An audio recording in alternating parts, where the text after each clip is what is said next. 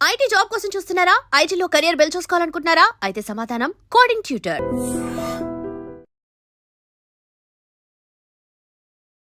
Hi hello నమస్తే, welcome back to iDream media.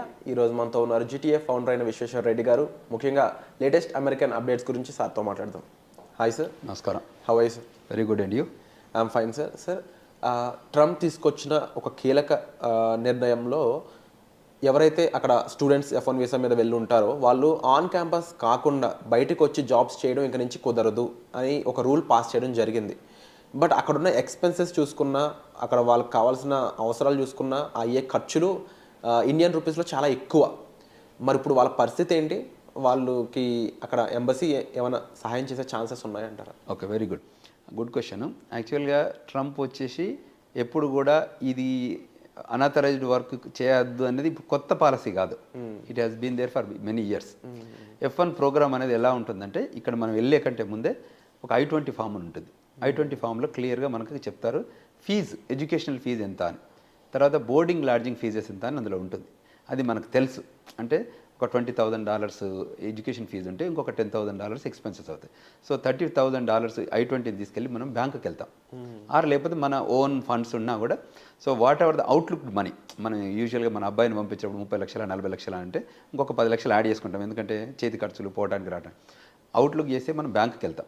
బ్యాంకుకు ప్రొసీజరల్గా ఏం చేస్తారంటే అంత అమౌంట్కి లోన్ ఇస్తారు, అంటే మొత్తం డబ్బుకి.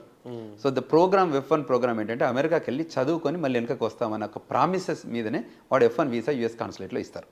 నాట్ దట్ వర్కింగ్ అనేది అసలు ఫర్గెట్ అబౌట్, అసలు పని చేయడము అనాథరైజ్డ్ వర్క్ గురించి పక్కకు పెట్టండి. ఆ ప్రోగ్రాంలో ఎక్కడ కూడా ఆ లైన్లో ఉండదు. మీకు ఆస్ట్రిక్లో పెట్టి కూడా రాయరు, తెలుసు కదా, ఫైన్ లైన్స్ అంటారు. అది కాకుండానే ఉంటుంది. సో దానికి మనం అబైడ్ అవుతామని చెప్పి వెళ్తేనే మన US కాన్సులేట్లో వీసా ఇస్తారు. ఆ ప్రోగ్రామ్ను చాలా ఏళ్ళ నుంచి నడుపుకుంటూ వస్తున్నారు. అంటే మన వాళ్ళు వెళ్తున్నారు, అక్కడ చదువుకుంటున్నారు. చదువుకున్న తర్వాత there is another programme H1B. అంటే మాస్టర్స్ అయిపోయాక ఒక 3 years based on the stem. If it's science, technology, engineering, mathematics అయితే 36 months. If it's not that, రెగ్యులర్గా మేనేజ్మెంట్ కోటా కానీ లీగల్ కోటా కానీ అటువంటిది అయ్యేది ఉంటే ఓన్లీ 12 months ఉంటుంది. సో ఆ లైన్లోనే they will go there and they will స్టడీకే. Then during their study of 2 years or 3 years, they will give 5 years visa. Even if it's a 2 years program also 5 years ఇస్తారు. So D/S అంటే duration of study. 5 yearsలో మన వాళ్ళు కొందరు 2 yearsలో complete చేయొచ్చు, కొందరు 3 yearsలో masters చేయొచ్చు. ఆ ప్రాసెస్లో ఏం చేస్తారంటే మనం స్కిల్ని ఏదైతే ఉంటే, వాళ్ళ కొత్తగా నేను I was talking to someone ఏంది, పూల్లో అక్కడ దీనికి యూనివర్సిటీలో పూల్స్ ఉంటాయి. సో పూల్స్లో కూడా మనం అక్కడ పని చేయొచ్చు. అంటే వాళ్ళ స్విమ్మింగ్ పూల్లో గార్డ్గా అది కూడా చేయొచ్చు. లేదంటే టిపికల్గా ఎట్లా చేస్తారంటే మనలంతా మెస్లో చేస్తారు. ఓకే, అక్కడ ఉన్న ఫుడ్ మెస్లో ఉంటాయి కదా, వాటిలో చేస్తారు. తర్వాత ప్రొఫెసర్ దగ్గర అసిస్టెంట్షిప్ చేస్తారు. లేదంటే వాళ్ళకి స్పెషల్ చిల్డ్రన్ ఉంటారు. అక్కడ ఏంటంటే మెంటల్లీ ఛాలెంజ్డ్, ఫిజికల్లీ ఛాలెంజ్డ్ వాళ్ళకి ఏం చేస్తారంటే హెల్ప్ చేస్తారు మనల్ని. సో ఈ రూపకంగా వాళ్ళు ఆథరైజ్డ్ వర్క్, అది కూడా DS అక్కడ ఉన్న ఆఫీసర్ అప్రూవ్ చేస్తాడు. Okay, you do this 20 hours on campus. దీనికి ఇది framework. This is F1 programme. నేను దీన్ని వయలేట్ చేస్తే, ఇది కాకుండా ఇంకేం చేసినా అది వయలేషన్. ఈ వయలేషన్ ఇవాళ కొత్త కాదు. F1 ప్రోగ్రామ్ టచ్ చేయలేదు. టిపికల్గా ఇవాళ ట్రంప్ ఏం చేశారంటే F1 programme, H1 programme, birth rights, B1 B2 కూడా ఉంటుంది కానీ బర్త్ రైట్స్. సో F1లో ఏం చేయలేదు, కాకపోతే ఆడిట్ మొదలుపెట్టారు, just to site audit. H1B program ఏం చేశారు, మోర్ సైట్ ఆడిట్. అంటే ఎక్కడైతే వర్క్ చేస్తున్నారో మీరు, ఏదైతే H1Bలో ప్రోగ్రాంలో I-129లో ఉన్నారో ఆ అడ్రస్లో మీరు పనిచేస్తారో చేతిలో చెక్ ఇస్తున్నారు. ఈ స్టూడెంట్లకు మీరు అన్నారు కదా, ఇప్పుడు వాళ్ళు రాకపోతే, అక్కడ చేయలేకపోతే, ఇప్పుడు పని ఇది ఓవర్ వర్క్ ఏంటంటే మన వాళ్ళు ఏం చేస్తున్నారు, ఆ సిస్టమ్ F1 ప్రోగ్రామ్ను కుల్లబడవడానికి కోసం వెళ్ళి ఒక సెమిస్టర్కి ఫీజు కట్టి ఇక్కడ లోన్ వచ్చిన పక్కకు పెట్టి అక్కడ సంపాదించిన డబ్బుని ఇక్కడ కడుతున్నారు. ఓకే, అది వయలేషన్ టోటల్. అర్థమైంది కదా, ఇప్పుడు క్లారిటీ ఉంది కదా. సో ఎక్కడైతే వాళ్ళు అసలు ప్రోగ్రామ్ వేరు, ఇక్కడ లోన్ ఇస్తారు. మీరు ఎంత 40 లక్షలు అయితే 40 లక్షలు లోన్ ఇస్తారు. కోర్సు డ్యూరింగ్ ఏ కోర్స్ ఏమి అడగరు డబ్బు, తెలుసు కదా. మాస్టర్స్ అయిపోయాకనే అది స్టార్ట్ అవుతుంది రీపేమెంట్స్. ఇటు చదువుకుంటుంటే కాదు. సో వీళ్ళు ఏదైనా దాన్ని పెట్టుకొని లోన్లలో రకరకాల గేమ్స్ ఆడి చివరికి ఇబ్బంది పెడుతున్నారు. వాళ్ళు ఇబ్బంది పడుతున్నారు, వాళ్ళ పేరెంట్స్ ఇబ్బంది. ఈ వయలేషన్ అవుతే అప్పుడే కాదు, వాళ్ళు ట్రాక్ చేస్తుంటారు, ఫైట్గా ఉంటారు. F1లో ఈ ప్రోగ్రామ్స్కి, అంటే ఏదైతే ఈ పిల్లలకు డబ్బు కట్టాలి అని అంటే ఫీజుకు ప్రిపేర్ అయితేనే అమెరికాకి రండి. ఫీజుకు ప్రిపేర్ కాకపోతే రావద్దు. అమెరికాలో కూడా వాషింగ్టన్ DCలో ఒక ఫీజు ఉంటుంది, అట్లాంటాలో ఒక ఫీజు ఉంటుంది, ఫ్లోరిడాలో ఒక ఫీజు ఉంటుంది, స్టేట్ యూనివర్సిటీస్ ఉంటాయి. తర్వాత స్కాలర్షిప్స్ కూడా ఇస్తారు. మీకు మంచి ఎబిలిటీ స్కిల్ ఉంటే go for the scholarship courses. You don't have to pay పని. మన వాళ్ళు ఏంటంటే ఇది ఒక ఫాల్స్ ప్రెస్టేజ్ వచ్చి మేమంతా అమెరికా వెళ్ళాలి, అమెరికాకి వెళ్ళి మేము ఏదో సాధించాలి, అమెరికాకి వెళ్తే ఎక్కువ డబ్బు వస్తుంది, కట్నాలు వస్తాయి, ఇంకే రకంగా అయితే ఇక్కడ సోషల్ ప్రైడ్ ప్రొఫైల్ క్రియేట్ అవుతుంది అనే ఉద్దేశంతోనే వస్తున్నారు. మిడిల్ క్లాస్ ఫ్యామిలీస్ నుంచి వాళ్ళ ప్రొఫైల్ ఏం లేకున్నా కూడా, డబ్బు లేకున్నా కూడా లోన్లో గవర్నమెంట్ స్కాలర్షిప్ వస్తే గవర్నమెంట్ స్కాలర్షిప్తో రండి, లోన్ రూపకంగా రండి. ఆర్ మీ పేరెంట్స్ అఫోర్డబిలిటీ అంటే if they can afford to send you and America అయితే రండి. కానీ ఇటువంటి వయలేషన్స్కి రావద్దు. వయలేషన్స్కి వస్తే టిపికల్గా దే విల్ ఇంకా ఎట్లుంటాయి పోర్ట్ ఆఫ్ ఎంట్రీలో ఒకసారి వచ్చి మాస్టర్స్కి వెళ్ళి మళ్ళీ ఇంట్లో పేరెంట్స్ చూడడానికి వెళ్ళి మళ్ళీ లోపలికి వస్తారు కదా, అప్పుడు ట్రాక్ చేస్తారు. ఎప్పుడైతే పోర్ట్ ఆఫ్ ఎంట్రీలో సిబిపి ఆఫీసర్ కూర్చుంటాడు, చాలా ఉంటుంది. యూనివర్సిటీ I-20 ఇస్తుంది, ఇక్కడ కాన్సులేట్ వీసా ఇస్తుంది, అమెరికాలకు రావడానికి సిబిపి ఆఫీసర్ అప్రూవల్ ఇవ్వాలి. సో ఎన్ని స్టెప్స్ ఉన్నాయో చూసారు కదా. అంటే ఒకప్పుడు ఇవన్నీ పట్టించుకోలేదు, ఇవాళ మేము ఎడ్యుకేట్ చేస్తున్నాం యాజ్ అన్ ఆర్గనైజేషన్గా కూడా. మేము సెమినార్స్, సింపోజిజమ్స్ చేసి okay these are the quality line items you need to follow. If you cannot follow then you have to come back. If you follow you are there welcoming. ఇప్పుడు నేను been there for many years. So ఇన్నేళ్లలో మేము నేర్చుకున్నాం కదా అన్ని. If you followed all the lines, we got the green card, we got the citizenship. అట్లా అంటే నేను టిపికల్గా ఇమిగ్రేషన్ చాలా బాగుంటుంది. America is the very democratic country, law of the land follow అవుతుంది. తర్వాత the land of opportunities, more employment opportunities, more educational opportunities, more business opportunities. ఇవన్నీ వేరే ఎక్కడ దొరకదు. ప్లస్ అక్కడ పుట్టిన పిల్లలకి సిటిజన్షిప్ ఇస్తారు. సో దాన్ని కూడా ఎందుకంటే బర్త్ రైట్స్ మీద కాన్సెప్ట్ వచ్చింది కాబట్టి దాన్ని కూడా మనల్ని మిస్యూజ్ చేశారు. బర్త్ రైట్స్ మేము ఇస్తే బర్త్ టూరిజం మీరు చేశారు. అర్థమైంది క్లియర్గా?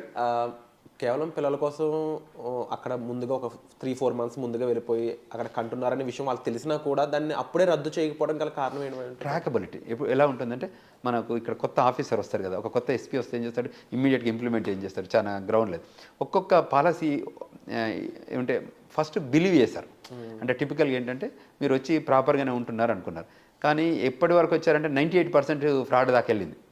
+or-3% ఎప్పుడు వెల్కమ్ చెప్తుంది ఎవరైనా ఇట్లా ఇమీడియట్గా యాక్ట్ చేయరు. Once it's accumulated then it is an accumulated anger. అర్థమైంది కదా మీకు? అది పర్సెంటేజ్ పెంచుకుంటూ వెళ్తే అసలు మేము అక్కడికి వెళ్ళేదే పిల్లలు కనడానికి వెళ్ళే ప్రోగ్రామ్ మీద వెళ్తే ఎలా ఉంటుంది? అక్కడ అనుకోకుండా పిల్లలు పుట్టడం వేరు, కానీ అదే ప్రోగ్రామ్ మీద చీటింగ్ చేద్దాం కంట్రీని అని వెళ్తే వాళ్ళు అబ్జర్వ్ చేస్తారు. డెమోక్రటిక్ పార్టీ మోర్ టిపికల్గా లిబరలైజేషన్ ఉంటుంది, ఇది రిజిడ్గా ఉంటుంది. Republican Party they are more nation first, rightist wing of the country. So వాళ్ళు క్లియర్గా చెప్తారంటే మా కంట్రీ రూల్స్ ఫాలో అయితేనే మీరు ఉండండి, లేకపోతే మేము పంపించేస్తామని ష్రూడ్గా ఉంటారు. ఇక్కడ డెమోక్రటిక్ ఏంటంటే ప్రపంచంలో ఏ గొడవ అయినా, ప్రపంచంలో ఎక్కడ అసైలం ఇష్యూస్ అయినా, ప్రపంచంలో కొట్లాడుకున్నా కూడా వాళ్ళని తీసుకొచ్చి ఈ కంట్రీలో పెట్టుకుంటుంది. మంచి ప్రోగ్రామ్ ఉంది అందులో కూడా. మొన్న ఆఫ్ఘనిస్తాన్ వాళ్ళకి మంచిగా ఇచ్చారు, వాళ్ళకి రావడం వాళ్ళకి వర్క్ పర్మిట్ ఇచ్చారు, ఫ్లైట్లలో తీసుకొచ్చి డంప్ చేశారు, దాన్ని కూడా జియోగ్రఫికల్గా కూడా డిస్ట్రిబ్యూట్ చేశారు. వాళ్ళందరికీ ఫుడ్ స్టాంప్స్ అంటారు, ఫుడ్ స్టాంప్స్ కూడా ఇచ్చారు, అంటే వెల్కమ్ చెప్పి ఇచ్చారు. బట్ ఇప్పుడున్న పోస్ట్ పాండమిక్ రెసిషన్లో America is not welcoming. So అది ప్రాబ్లం, అదే రప్చర్ తప్ప. కానీ Trump is the personality wise ఆయన ఏమంటారంటే లీగల్ ఇమిగ్రేషన్గా రండి, క్వాలిటీ పీపుల్ రండి, స్కిల్డ్ లేబర్ రండి, we welcome it. But cheat చేయడానికి వచ్చారనుకోండి, we don't welcome it, we will send you. అది సంఖ్యలు, కాళ్ళకు బంధాలు, వాట్ ఎవర్ యూ సేవ్ కనిపిస్తున్నాయి కూడా, కనిపిస్తున్నాయి చేస్తారు. అవి వయలేషన్ అయితే ఇప్పుడు నేను ట్రాఫిక్లో వెళ్తూ నేను అక్కడ ఉన్నామని కూడా నేను వయలేట్ చేస్తే నాకు కూడా హ్యాండ్ కప్ వేస్తారు. ఇట్స్ నాట్ దట్ వీళ్ళకి వేస్తారు వాళ్ళకి ఏరా ఉండదు. తప్పు చేస్తే ఎవరైనా, నేను DUIలో దొరికాను అనుకోండి, నాకు కూడా హ్యాండ్ కప్ వేస్తారు, అక్కడ వేసి పట్టుకుపోతారు. సో ఇన్ కేసు నేను అనేది అరెస్ట్ చేస్తే ఎలా ఉంటుంది, ఇక్కడ కూడా ఏంటంటే వయలేషన్స్ క్లియర్గా ఏంటంటే అంతకుముందు లా ఆఫ్ ద ల్యాండ్ పూర్తిగా తెలియలేదు, ఇప్పుడు బాగా తెలుస్తుంది. కాబట్టి ఈ law of the land follow కావాలి. మేముంది, లా ఫర్మ్స్ ఉంది, నాన్ ప్రాఫిట్ ఆర్గనైజేషన్స్ ఉంది. ఏంటంటే వీ వాంట్ టు ఎడ్యుకేట్. ఇప్పుడు మేము ముందు వెళ్ళాము ఒక 25 ఏళ్ల క్రితం, వాళ్ళని కూడా రావాలనే కోరుకుంటున్నాం. ఆ ప్రోగ్రామ్ని యూటిలైజ్ చేసుకోమంటున్నాం. మీరు అక్కడ కూడా సెటిల్ కాండి, ఎందుకంటే generation will move on. The new generation is marching towards to America. We want to welcome every one. వాళ్ళు కూడా రావాలి, కష్టపడి చదవాలి. మీరు నేను మాట్లాడుతుంటే చెప్పామండి, $10 $12 వెళ్ళి గ్యాస్ స్టేషన్, గ్రోసరీ, లిక్కర్ స్టోర్లో పనిచేయడం ఎందుకండి? మీరు కష్టపడి చదివి మీ ఎబిలిటీ చూపిస్తే $100,000 జాబ్ ఆర్డర్ రెడీగా ఉంది. Just focus on that $100,000. Why you want ఇవంటి పని చేస్తూ భయంగా బతుకుతుంటారు. సో మోస్ట్ రీసెంట్ ఇంకా హ్యాపనింగ్ ఏంటంటే నాకు ఒక పేరెంట్ కాల్ చేశారు, మాకు every day other than my sleep hour ప్రతి మచ్ ఇమిగ్రేషన్ లాలో ఉన్న వీళ్ళందరూ రిక్వైర్మెంట్స్ వస్తుంటారు, మన ఆఫీస్ కూడా వస్తుంటారు. కాబట్టి చెప్తున్నాడు, మా అబ్బాయి అక్కడ వెళ్ళి పని చేస్తుండండి, ఏం చేయమంటారు ఇప్పుడు అంటే ఆపేయాలని చెప్పాను క్లారిటీ. యూ షుడ్ స్టాప్ అన్నాడు. అంటే సాయంత్రం 5 తర్వాత పని చేయొచ్చా అండి అన్నాడు. అంటే ఎందుకు అన్నాడు అంటే 9 to 5 వచ్చి ఆడిట్ చేస్తారట, 5 తర్వాత ఆడిట్ చేయరట అని. 5 తర్వాత CBP ఆఫీసర్కి తెలియదా, గవర్నమెంట్కి తెలియదా ఎప్పుడు వెళ్ళి ఆడిట్ చేయాలని? మనకేం తెలియదు, వాళ్ళకేం ఉంటాయి. 150 దేశాల్లో ఉన్న కంట్రీ వాళ్ళని అక్కడ మేనేజ్ చేస్తుంది ఆ కంట్రీ అంటే కామన్ సెన్స్ ఉండాలి కదా మనకు కూడా. అంటే ఇంకెంత వీలైతే అంత చీట్ చేద్దామా, ఇంకెంత వీలైతే వాట్ ఐమ్ టాకింగ్, అర్థమైంది? Very clear. అంత ఇంకా చీట్ చేద్దామని. లేదు పని చేయొద్దు, ఇది rule norms, you need to stop it. లేదంటే ఎప్పుడో దొరుకుతారు వాళ్ళు, ఇవాళ కాకపోతే రేపు కాకపోతే ఎల్లుండి దొరకడం, ఎందుకంటే పోర్ట్ ఆఫ్ ఎంట్రీ లేకుండా ఇండియాకి వెళ్ళి మళ్ళీ రాకుండా అయితే ఉండరు కదా. ఈవెన్ 10 ఏళ్ల తర్వాత కూడా వాళ్ళు వయలేట్ చేశారని వాడు గమనిస్తే 10 ఏళ్ళకి కూడా వాళ్ళు వీసా క్యాన్సిల్ చేసి పంపిస్తారు. యూఎస్ సిటిజన్షిప్ కూడా ఇంకా వినాలి ప్రేక్షకులు, అమెరికన్ సిటిజన్షిప్ న్యాచురలైజేషన్ సిటిజన్షిప్. ఇప్పుడు ఇండియాలో పుట్టి అమెరికా వెళ్ళిన వాళ్ళకి F1 కానీ H1 కానీ 140 కానీ 485 కానీ గ్రీన్ కార్డ్ కానీ సిటిజన్షిప్ తీసుకోవచ్చు. అమెరికన్ న్యాచురల్ సిటిజన్షిప్ వచ్చాక కూడా ఇఫ్ యూ వయలేటెడ్ అని అనుకుంటే మీ సిటిజన్షిప్ని కూడా క్యాన్సిల్ చేసి పంపిస్తారు any time until and unless you born there. అది ఇప్పుడు ఆ బర్త్ సిటిజన్షిప్ కూడా ఇప్పుడు మొదలుపెట్టాడు. స్టే ముఖ్యంగా ఫస్ట్ రూల్ ఏదైతే స్టూడెంట్స్ ఆన్ క్యాంపస్ జాబ్స్ ఇది అయితే ముందు నుంచి ఉన్న రూలే, ఇప్పుడు కాస్త కఠినత్వంగా ప్రాపర్గా మేనేజ్ చేస్తూ దాన్ని యాక్చువల్గా ఎలా ఉందో దాన్ని అలా పాటించే విధంగా వాళ్ళు రూల్స్ మార్చడం జరిగిందని సార్ చెప్పడం జరిగింది. And at the same time ఎవరైనా సరే ఇల్లీగల్గా అక్కడ ఉన్నట్లు అనిపించినా, లేదంటే మీ ఫ్యామిలీ మెంబర్స్ ఫ్రెండ్స్ ఎవరైనా సరే అక్కడ ఉండడం అనేది ఇప్పుడు ఉన్న టైంలో కరెక్ట్ కాదండి. అండ్ దానికి సంబంధించి మీకు మరింత గైడెన్స్ ఇన్ఫర్మేషన్ కావాలనుకున్నట్లయితే మీరు సార్ లాంటి ఏ పర్సన్స్ని మీరు కాంటాక్ట్ చేయొచ్చు. ముఖ్యంగా స్టూడెంట్స్ అనే వాళ్ళు అక్కడ చీప్ లేబర్కి అలవాటు పడడం, లేకపోతే చిన్న చిన్న జాబ్స్కి అలవాటు పడడం కంటే కూడా మీ స్టడీ మీద ఫోకస్ చేయండి, మీ స్కిల్ సెట్ని గ్రో చేసుకోండి. స్టెమ్ స్టూడెంట్స్ ముఖ్యంగా మీకు చాలా ఫ్యూచర్ ఉంది, గ్రోత్ ఉంది. ఆర్టిఫిషియల్ ఇంటెలిజెన్స్ అనేది చాలా బిగ్ రేంజ్లో గ్రో అయ్యే ఛాన్సెస్ కనిపిస్తూ ఉన్నాయి. ఎంతోమంది H1s మీద వెళ్ళి అక్కడ $1 lakh అలా సంపాదిస్తున్న వాళ్ళు ఉన్నారు. ఆ కేటగిరీలోకి రీచ్ అవ్వడానికి ఎక్కువ మీరు ఫోకస్ చేసినట్లయితే you will see actual growth అనేది. సో వచ్చే ఎపిసోడ్లో మళ్ళీ కలుద్దామండి. మీకు ఎటువంటి గైడెన్స్ కావాల్సిన సార్ మీరు కాంటాక్ట్ చేయొచ్చు. Thank you so much. Thank you.